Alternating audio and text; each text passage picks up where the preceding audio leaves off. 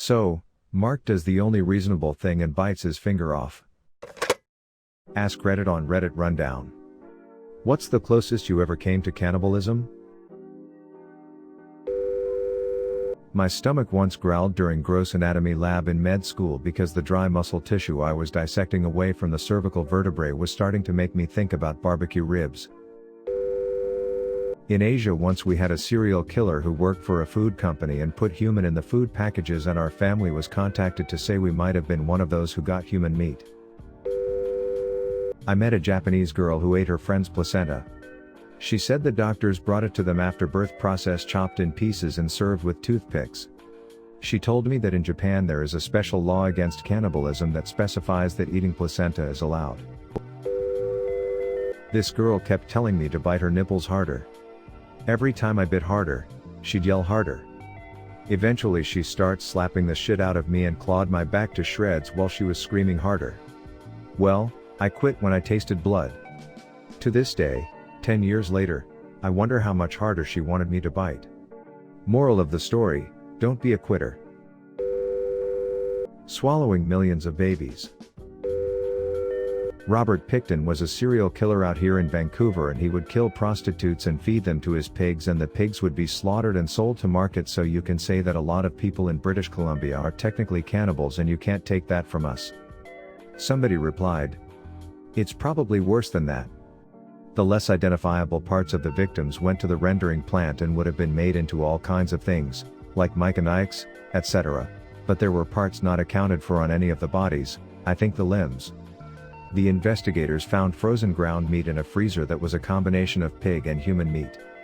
They assume he was putting human meat in with the pork he was selling.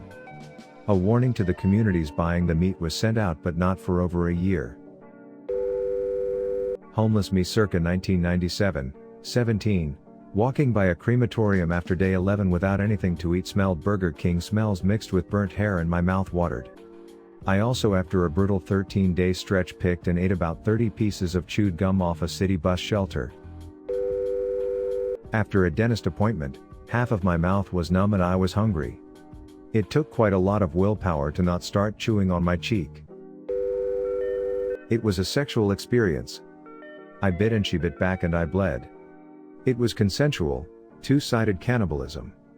Somebody replied, "A two-party Ouroboros, each side munching away until the other is gone. In climax, you both vanish into nothingness." Babysitting hyperactive toddlers has taught me why some animals eat their young. Somebody replied, "I want to chew up my toddler all the time. She is so soft and chunky and nom-nom-able." Somebody else replied, "I told my toddler that he was so cute, I could just eat him right up, he cried a lot. And I had to very solemnly swear never to eat, or taste, any part of him.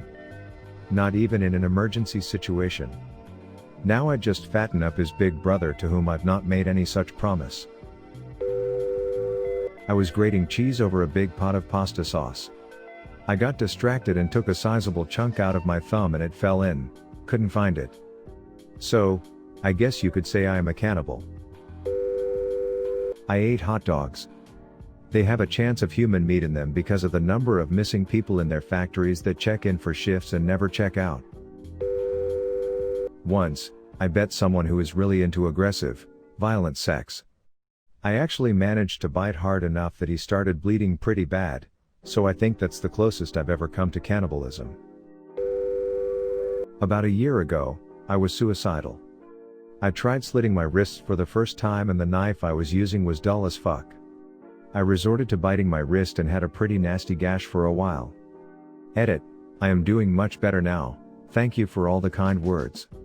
If you are in that position, please seek help. I once burnt the tip of my finger while cooking and immediately put it in mouth, not gonna lie, it tasted nice. Oh, and also when you suck the blood coming out of a small wound. Want to hear a story? When I was 3, I used to get temper tantrums. I never believed my mother when she told me I used to hold my breath. This would go on almost every day. I'd hold my breath and seize my muscles until my eyes would roll back and I would drop like a brick. I finally believed it when I saw a kid at Myers do what my mom had described so many times. In that moment I remembered an incident. I had bitten another toddler so hard on his arm that skin came off. I asked my mom about it, she told me no, but when I mentioned it to my older brother, he replied, "You mean that kid who almost bit his own tongue off? Yeah, you were covered in his blood chewing a piece of his arm. You were a nasty little shit, that's why you had to go to charter." Today I'm a pretty reasonable person, I just wonder if that actually happened or not. Either way, I chose my alias based on a comic book character I made from the memory of the incident. I just really want to know if I can bite off my own finger as easily as I can bite through a carrot. Somebody replied. Story time. My dad's friend, Mark, we'll call him, was in his van at an intersection. A woman and her baby were crossing the road when a car flew past, barely missing the baby. So, when the light was green, Mark shot up behind him and followed him until he stopped. He stopped in a nice part of town at his house. This is when Mark started to question what the hell he was doing, like, what could he do?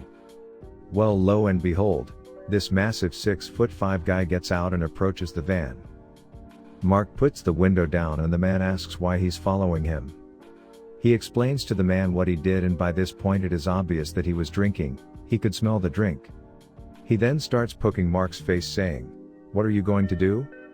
So, Mark does the only reasonable thing and bites his finger off. The man looks as his now stump in shock and horror and falls to the ground.